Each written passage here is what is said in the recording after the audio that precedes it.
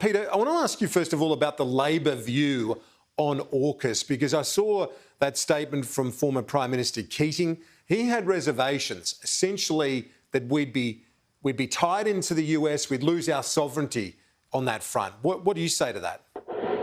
Yeah, g'day, Kieran. G'day, Dave. Look, I think the first thing I'd say is that, I said on your program months ago that, after a $40 billion blowout on the Naval Group French contract, delays, uncertainty around Australian jobs, 8 years of mismanagement of this project, a massive blowout. 40 billion is the mind boggled, that we needed to look at other options.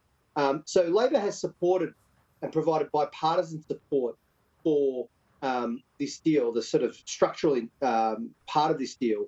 But frankly, I actually think that the government has mismanaged the execution of the deal in many respects. Where was Maurice Payne, MIA Maurice Payne, in trying to smooth over the relationship with France, giving them a heads up, working through the fact that they're going to probably have to make this big strategic decision? That wasn't done. So now we've got a problem with a major ally in the and France is one of the major European powers in the Indo-Pacific and very important for us going forward. You touched on Keating's arguments. I'm a big fan, and he's a hero of mine, obviously a great Labor Prime Minister. He's half right. I agree that we need to have a more independent foreign policy. But the point is this. The fact is that we've had relatively been able to have a more independent defence and foreign policy for decades because the US has acted as a security guarantor in the region to create the framework for stability, peace and prosperity. They no longer can do that on their own. In fact, we were able to get away with decades of not having to spend up to 2% or more of GDP on defence spending because the US played that role. Now allies have to work together.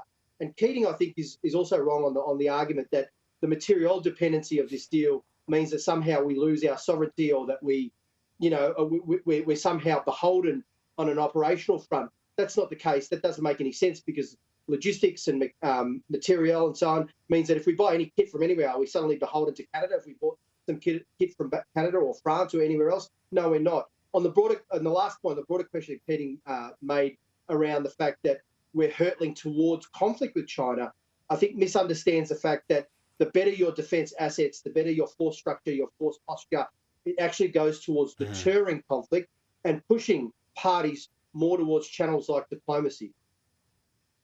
Dave, what do you say to the criticism from Peter there that we have mishandled the French relationship in all of this? There have been some concerns out of Washington, reports that I've seen out of their Biden administration saying that they thought that Australia could manage it and smooth that over.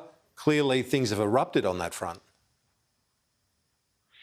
Well, look, firstly, I don't accept the charge. I think it was always going to be a difficult decision to communicate and have accepted by France regardless.